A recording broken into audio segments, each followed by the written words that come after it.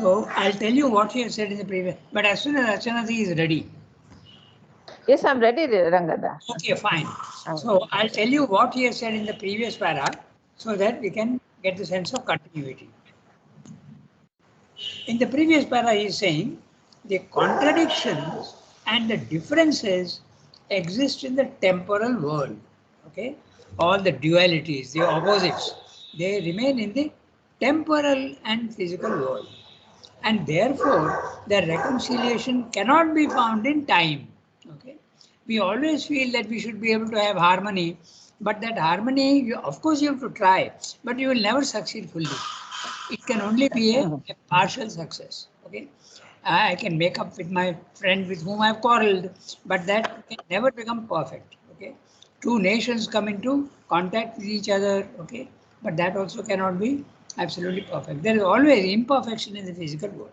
So, the contradictions and differences exist in the temporal world, and therefore, the temporal world is the physical world, and therefore, the reconciliation cannot be done in time. Time is the field of succession of events. Time is the sphere of conditions, relations. Time itself varies on different planes of consciousness. Okay, that's an interesting thing. Okay, if you go into the subtler, then time slows down until finally, when you go into the Brahman consciousness, there is no time and there is no space. You are like everything is, your consciousness is static. Okay. Of course, you are seeing the physical world and all the movement in the physical world, you do see, but that's your consciousness is not there, it is up there now. So it is there. So time is the field of succession of events, time is the sphere of conditions, relations. Time itself varies on different planes of consciousness. Time varies for different individuals also, even on the same plane of existence. What time is for me will be different from. I remember a very funny thing. Okay, I remember because Einstein had made the theory of relativity. Na? Everything is relative depending on your position in the framework. X, Y, Z coordinates, where you are, you see things in a different way. That is his theory. So he was asked to explain very simply what is relativity. So he said it's very simple. If you are sitting with your girlfriend in the park under a beautiful tree and the weather is fine, then even 10 hours seem to be only 2 minutes. And if you are sitting on a hot stove, even 1 second seems to be 10 hours. So this is the relativity, okay? So everything is very relative. So Sridhar is saying here that different individuals see different times also differently. It is so relative. Your time is not my time. Some people are bored stiff, and some people who are not bored stiff see, my God, they tell me, all the students tell me, time is going so fast. Okay, and if you are bored, you don't know what to do. You start looking for things. Okay, time is very slow. So, of course, this is not what Sridhar is saying. I am saying it's only psychological impression of time is relative, subjective, but really also the time slows down. Okay, so time varies for different individuals, even on the same plane of existence. That is to say that time is not an absolute and cannot explain the primary relations of the absolute. When we are in the relative world, you cannot understand the absolute. Impossible to understand. Now, what are the primary relations? Saguna, Nirguna, one and many, conditioned and the unconditioned, status and dynamism, all these exist. Where is it gone? All these exist, coexist, and are complementaries in the supermind and the overmind. They are not contraries there. They become opposites in the physical world, in the field of time and dynamism. To our body-mind life, the many seem to have come, okay, to our body-mind life, the many seem to have come out of the one at some point in time. Similarly, the condition has come out of the unconditioned. And again, at some point in time, they may disappear into their source. But this is not so. Both exist simultaneously in each other and by each other. Okay? The silence allows the movement. If silence is not there, there will be no movement. It was thought that the universe appears and disappears rhythmically. Okay? But even that does not mean that in the appearance only the relatives exist and in the disappearance only the absolute exists. In other words, the divine is there very much in the physical world and the seed of the physical world is there also in the divine. So both are involved in each other. Okay? But this is not so. They are simultaneous and complementary. The reconciliation lies not in time, but the divine timelessness or eternal time.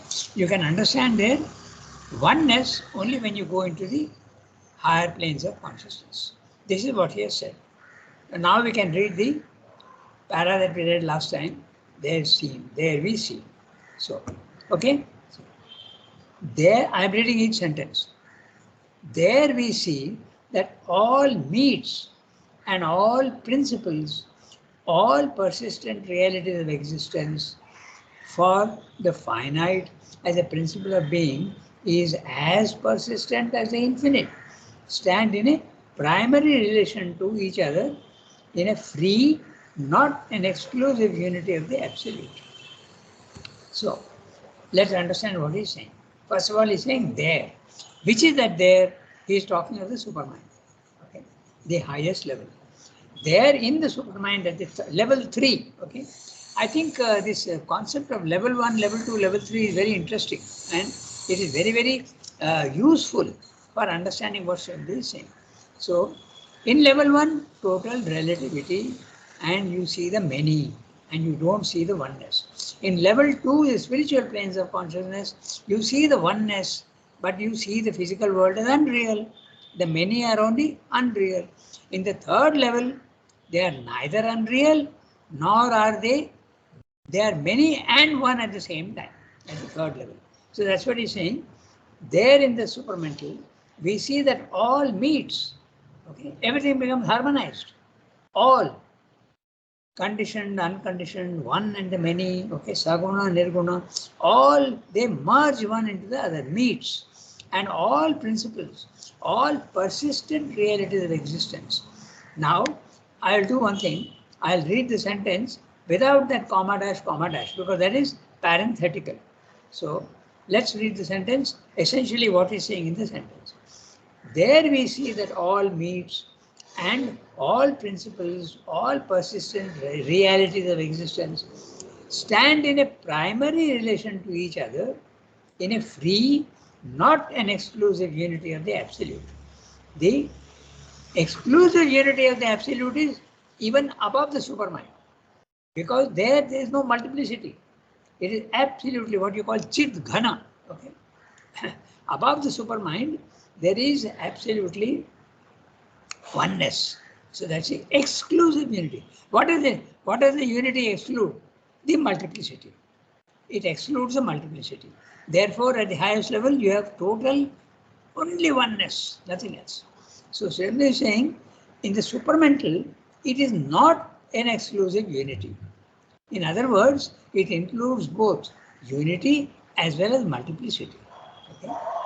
And that the way they present themselves to us in a material or mental world is only a working out of them in secondary, tertiary, and yet lower relativities. Now, this is very interesting.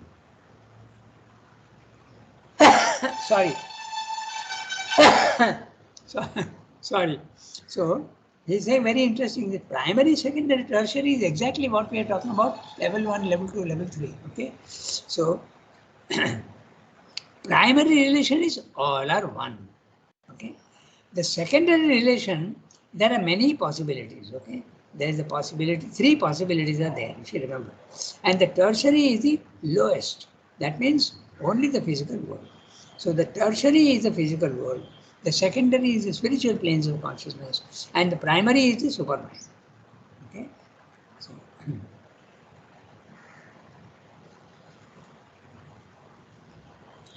and it's very interesting, even if you see, okay, There are so many different types of relations possible. Okay.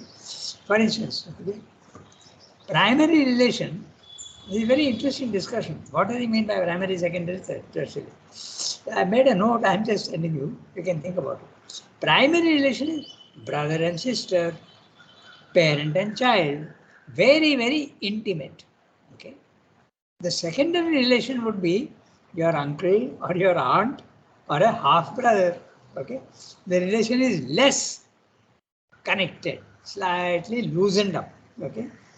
The tertiary relation you could consider as a cousin or a friend. Okay. The relation is even more loose. Then the fourth type of relation would be your worker or your boss. Okay. There is a connection, but it is very, very loose. Okay. The fifth connection would be a mere acquaintance. It's very interesting if you think of the relationships. When I was a student, I had to write once an essay on relationships. Okay. The internal and the external. And I wrote only that, and one teacher failed me because I had not answered the others. But one teacher said, "Oh, it's a very good, well written, he should be passed." So these are the different types of relations that can exist. What about this sixth type? Okay, the sixth type is rival and competitor. Okay, and the seventh type, your enemy. The duality in the physical world, they are the seventh type. Okay, so there are so many different types of relationships possible. Okay, so this is what Siddharth is saying. Primary relation, the supermind. Then the secondary relation, the spiritual planes of consciousness. Because you start seeing, it's possible to see the connection. Okay, but you may not see the connection also. And the tertiary, you don't see any connection at all. Okay. So, this is what he is saying. There are different relationships. At the highest level, total intimate relationship. In the second one, a degraded relationship between the one and the many, the unconditioned and the conditioned, between spirit and matter. And at third level, there is no connection at all, apparently. Okay. There is a connection, but it's not apparent. I don't see the divine, and when I am in the divine consciousness, the physical world seems to be unreal. Okay, that's the secondary. And the third one, you don't see. If you are here, you don't see that. If you are there, you don't see this. In fact, Surendra said very interestingly in one place, he says that in the spiritual planes of consciousness, it is possible to be only in the consciousness as a Brahman, and then you see the physical world as unreal, or you can be only in the physical consciousness, and then you don't even see your soul. You are completely, that is one of the possibilities in the secondary relationship. Okay. So, now we'll go back to that parenthetical phrase. Okay. For the infinite is a principle of being. The finite as a principle of being is as persistent as the infinite.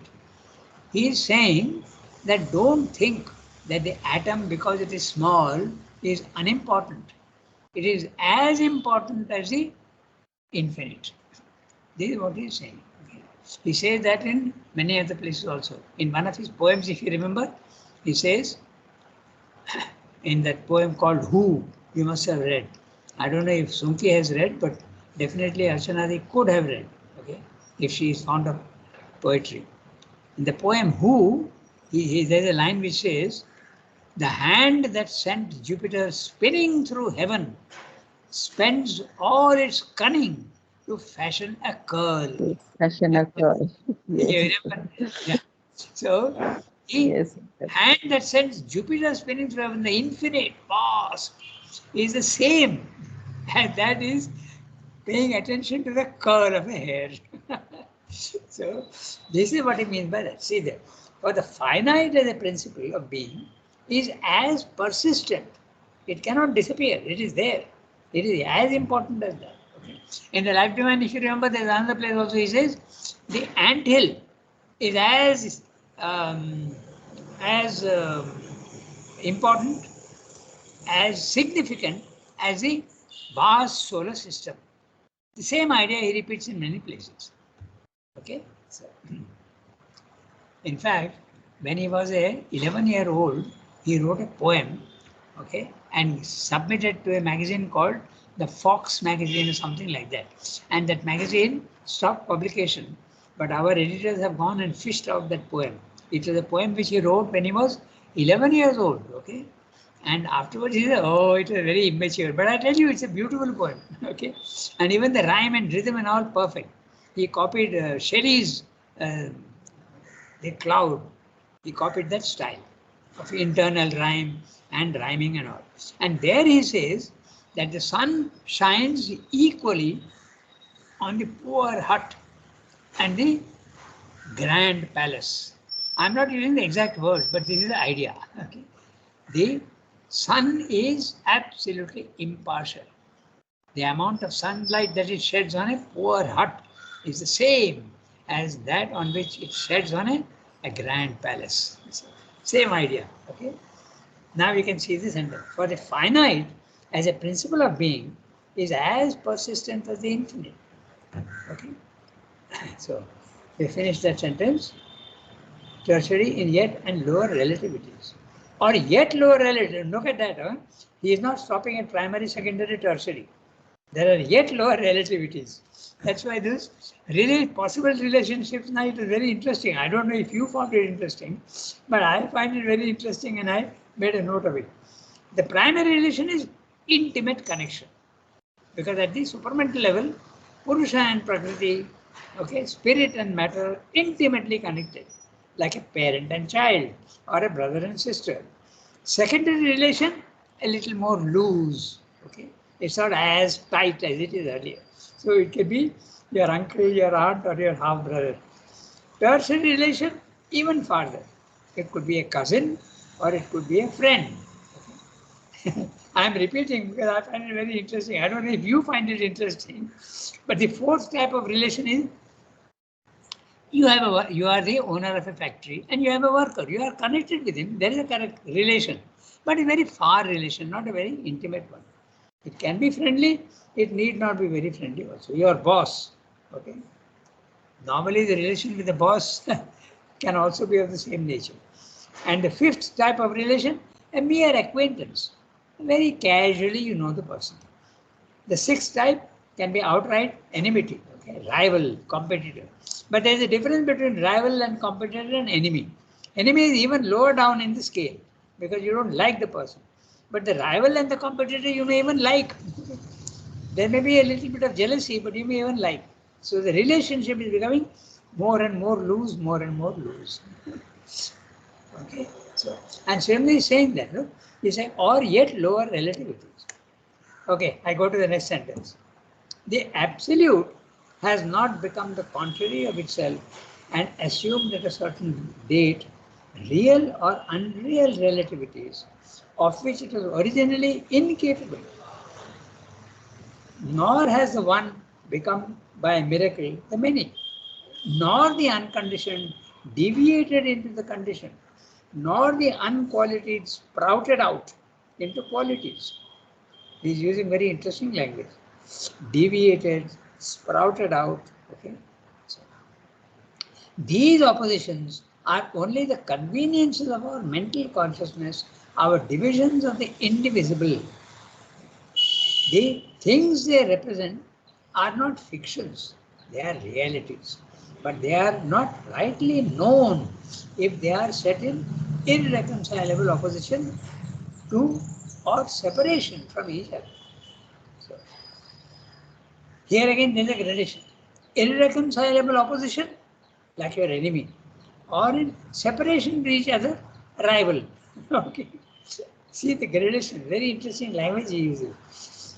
For there is no such irreconcilable opposition or separation of them in the all view of the absolute.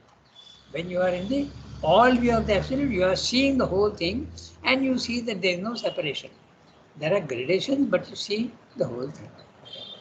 That's why Mother says that you can know the divine only when you know the whole cosmos, the whole universe at one and the same time simultaneously. Then only you can know the divine.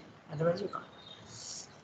Then he's saying, this is the weakness not only of our scientific divisions and metaphysical distinctions, but of our exclusive spiritual realizations. Not only are we ignorant in the physical world, but even in the spiritual planes of on level 2 also, ignorance persists. Okay, ignorance persists because you are seeing a dichotomy, you are seeing a difference between spirit and matter, between Purusha and Prakriti, between consciousness and force. You are seeing a difference. They don't seem to be reconciled. The reconciliation takes place at the level 3. Okay. So this is very interesting because the Isha Upanishad also says that. The Isha Upanishad says, you must have read it, it's a very small, if you have not read it, you read it. It says that when you see only the multiplicity in level 1, you are in ignorance. When you see the oneness in level 2, in a sense, you are in an even more ignorant condition. It goes so far as to say that, okay? Because you must see both as real. You must see the level 2 as real, you must also see level 1 as real. And when can you see that? Only when you go to the third level. Okay, so this is the weakness not only of our scientific divisions and metaphysical distinctions. Both belong to level 1. Okay, don't think that metaphysical distinctions don't belong to level 1, because metaphysical distinction means philosophical discussions in the mind, in the material mind. But of our exclusive spiritual realizations, which are only exclusive because they arrive, because to arrive at them, we have to start from our limiting and dividing mental consciousness. So even level 2, there is an ignorance that is there, but less. Okay. We have to make the metaphysical distinctions in order to help our intelligence towards a truth which exceeds it. Our philosophy tries to get us to go beyond the mental. In the mental, we have opposites. But theoretically, we can think of harmony between opposites. We have to make metaphysical distinctions, metaphysical, philosophical distinctions in order to help our intelligence towards a truth which exceeds it. Because it is only so that it can escape from the confusions of our first undistinguishing mental view of things. But if we bind ourselves by them to the end, we make chains of what should only have been first helps. The reason which sees oppositions and contraries is only a first help. It does help you, but you have to go beyond that. We have to make use too of distinct spiritual realizations which may at first seem contrary to each other, because as mental beings it is difficult or impossible for us to seize at once largely and completely what is beyond our mentality. So even when we go into the spiritual levels of consciousness, there is a bit of ignorance because you are seeing only one aspect of the divine. Okay. But if we err, if we intellectualize them into soul truths, as when we assert that the impersonal must be the one ultimate realization and the rest of creation and the rest creation of Maya, or declare the Saguna, the divine in its qualities, to be that, and thrust away the impersonality from our spiritual experience. This is what happened in the famous case of Ramakrishna. He was seeing only the personal aspect of the divine, and Totapuri, the Advaitin, he was a Jnani, he was seeing the impersonal, and they came together and they exchanged their experiences. Okay, it's a very long, interesting story. I must have told you. And Totapuri realized the personal divine, and Ramakrishna realized the impersonal divine. And after that, he used to constantly live in the trance condition until his mother, the divine mother, told him, you can't remain in the trance condition all the time. Your body is lying inert in the physical world. You have to teach your disciples. So you come down. Don't remain there all the time. Okay, so you have to come. That's exactly also with mother. It's very interesting. In one of her prayers, she has come down into the physical world and she is regretting. She's saying, you have shown me the great truths in the spiritual world, but now I have come down into my physical consciousness. It is horrible. Why have you made me come down here? Okay. In the prayers and meditation, this is there in one place. She says, but maybe it is because my work is here, she says. She understands and she says, maybe I have to get that higher consciousness down into the physical world, and maybe you have brought me down here on purpose. So, even at an individual level of our sadhana, which is very, very different, when we are in the ignorance and when we see your own nature, you see imperfections and you see perversity and you see bad habits in yourself, there should be no discouragement. One should not get discouraged.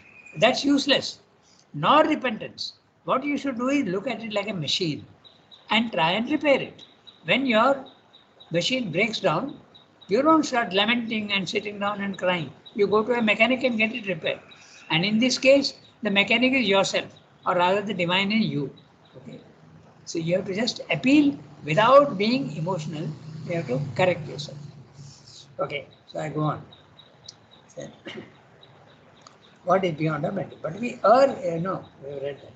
So we have to see that both these realizations of the great spiritual seekers are equally valid in themselves. Okay? All the great spiritual seekers, they have seen that the physical world is unreal. Okay? And that is valid. That's what he's saying. It's valid at a certain level. We have to see that both these realizations of the great spiritual seekers are equally valid in themselves, equally invalid against each other. When they say the divine is like this, fine. But when they say the divine is not form, not limited, then they're wrong. That's what he said. Okay? Equally invalid against each other. They are one and the same reality experienced on two sides, which are both necessary for the full knowledge and experience of each other and of that which they both are. So it is with the one and the many, the finite and the infinite, the transcendent and the cosmos, the individual and the universal. Each is the other as well as itself, and neither can be entirely known without the other and without exceeding their appearance of contrary oppositions. It's like the coin. Here you have an obverse and a reverse, and both are different, isn't it? Both are different because one side you have what is called heads, and the other side you have what is called tails. The images also are different. On one side you have the value of the money, and on the other side, who has issued the Reserve Bank of India or Reserve Bank of Korea or Reserve Bank of America or whatever. Okay, so they are different, and yet it's the same coin. That's what said this. Spirit and matter are really the same, but with different face values. Okay, so what's the time? 8:20. We have about 15 minutes. Shall we read the next one? Yes. Shall I read? Yes. We see then. We see then that there are three terms of one existence: transcendent, universal, and individual, and that each of these always contains secretly or overtly the two others. The transcendent possesses itself always and controls the other two as the basis of its own temporal possibilities, that is the divine. The eternal, all possessing God consciousness, omnipotent, omniscient, omnipresent, which informs, embraces, governs all existence. The human being is here on earth the highest power of the third term, the individual, for he alone can work out at its critical turning point that moment of self manifestation, which appears to us as the inevolution and evolution of the divine consciousness between the two terms of the ignorance and the knowledge. The power of the individual to possess in his consciously by self knowledge his unity with the transcendent and the universal, with the one being and all beings, and to live in that knowledge and transform his life by it, is that which makes the working out of the divine self manifestation through the individual possible, and the arrival of the individual not in one but in all at the life of the divine life is the sole conceivable object of the movement. The existence of the individual is not an error in some self of the absolute which that self afterwards discovers. For it is impossible that the absolute self-awareness or anything that is one with it should be ignorant of its own truth and its own capacities and betrayed by the ignorance either into false idea of itself which it has to correct or an impossible venture which it has to renounce. Neither is the individual existence a subordinate circumstances in a divine play or lila, a play which consists in a continual revolution through unending cycles of pleasure and suffering without any higher hope in the lila itself or any issue from it except the occasional escape of a few from time to time out of their bondage to this ignorance. We might be compelled to hold that ruthless and disastrous view of God's working if man had no power of self transcendence or no power of transforming by knowledge, the conditions of the play nearer and nearer to the truth of the divine delight. In that power lies the justification of individual existence. The individual and the universal unfolding in themselves the divine light, power, joy of transcendence, Sachidananda, always manifest above them, always secret behind their surface appearance. This is the secret intention, the ultimate significance of the divine play, the Leela. But it is in their transformation, but also their persistent and perfect relations, not in their self annihilation that must be unfolded. Otherwise, there would be no reason for their ever having existed. The possibility of the divine's unfolding in the individual is the secret of enigma, his presence there, and this intention of self unfolding the key to the world of knowledge ignorance. Okay. Being para. And basically, we'll do something today. It's already 8:25. We've got 10 minutes. So what we'll do is, we will briefly understand what he's saying, and I will read out the summary to you. And next time, we'll go into each sentence. Because, as I say, Sri language we have to understand. And when we understand the language, it becomes very, very clear what he's saying. Because each word he uses in a particular way. Basically, what he's saying here is what I keep repeating: level 1, level 2, level 3. And all of them, they seem to be different from each other, and yet each one is involved in the other. This in Indian philosophy, we say that although from the top to the bottom, you can divide into 5 layers, okay? Ether, air, fire, water, earth. There, the substance starts becoming more and more dense as you keep downwards, as you come downwards. And as you go upwards, it becomes more and more subtle. Earth becomes water, which becomes flexible and moving. Earth doesn't move. Then when you come to fire, it is even more flexible and even less touchable. Then when you come to air, it becomes even subtler, and yet you can feel it. Finally, when you go to ether, none of the senses can touch it, except sound. Okay. In ether, the sound. And that's the origin of the universe. That's why you have and the sound is like we call it Om. Mother said that when she first heard that recitation of Om, it set up vibration which took her right back to the beginning of creation. Okay, so and in the Israeli tradition, they don't say Om. Okay, we say Om. I'll tell you why. Because very interesting. A, U, Ma. The 3 levels. You are including all the 3 levels. A, U, Ma. Om. A, U, M. Okay. So, but in the Israeli tradition, I had a tape once. One Israeli friend sent me a tape, and they say that the original sound is like, hmm. It's not. I wonder if you can hear what I'm doing. It's just a humming sound. Okay. It's like Om, but without the O sound. Okay. The O articulation is not there. Hmm. And that is the reason why in our tantric traditions, okay, they have these humkara, okay, they have all these om, he, hreem, cream, they go on, all these sounds are there. These are the original sounds. Okay, so Swami is saying that these three levels, he is calling it transcendental, cosmic, and individual. Level 1, individual. Level 2, cosmic. Level 3, the supermind or the transcendent, outside the universe. So these are connected with each other and each one is involved in the other, like Russian dolls. You open one doll, you will see the same doll in a smaller size inside. Another again, same size inside. So this is a connection between the three. But that connection you don't see at all at level 1.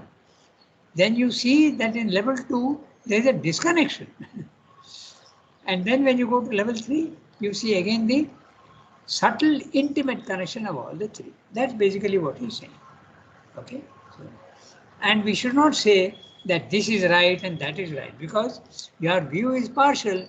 So get rid of your partial view and get the complete view, then you will know the truth. That's basically what he's saying. So I'll read out the summary, okay, and then we can stop here today. It's already nearing 8:30. So I'm reading out to you what he said. Okay, so just 1 second. Yeah. So he's saying there are then three terms of Satchidananda: transcendent, level 1, universal, level 2, and individual, level 3. Each of these contain the other two secretly, okay, or overtly, depends on your consciousness. You can see them secretly or you can see them also very clearly. The transcendent is always self-possessed. He is in full control of himself and controls the other two so that it may manifest itself in them in the conditions of time and space. The transcendent is God, omnipotent, omniscient, and omnipresent, who creates, controls, and governs the other two. Next, the individual. Man is the highest in this third category. The individual can be an atom of matter, it can be a plant or an insect or an animal. This is my comment. Okay? You must not understand the individual only as man. It can be anything. The individual. It is man who has the power of self-knowledge and self-discovery, and he represents nature's critical turning point in which involution becomes conscious evolution.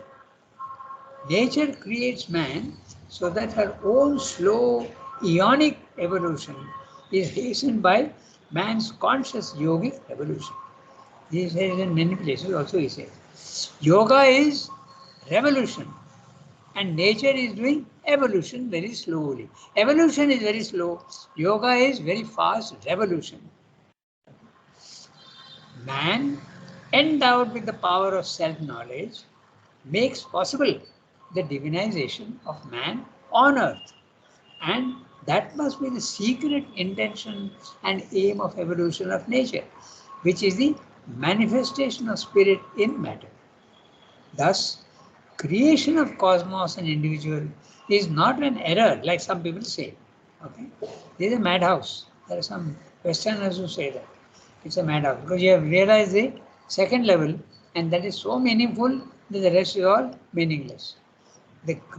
Thus, creation of cosmos and individual is not an error, it's not a casual blunder as some would have it.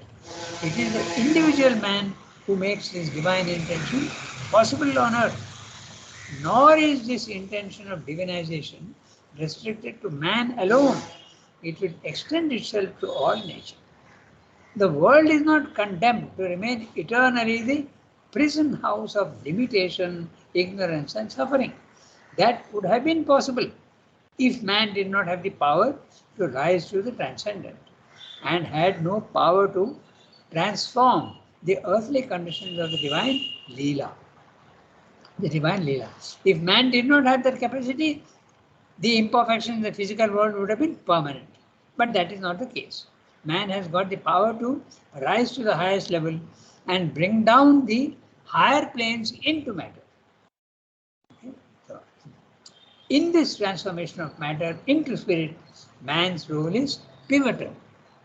The appearance of man, he says in the synthesis, is when nature's evolution from a slow evolution becomes a willing and purposeful, conscious revolution. That's what it says. So we have got only 3 minutes left, so we stop here today.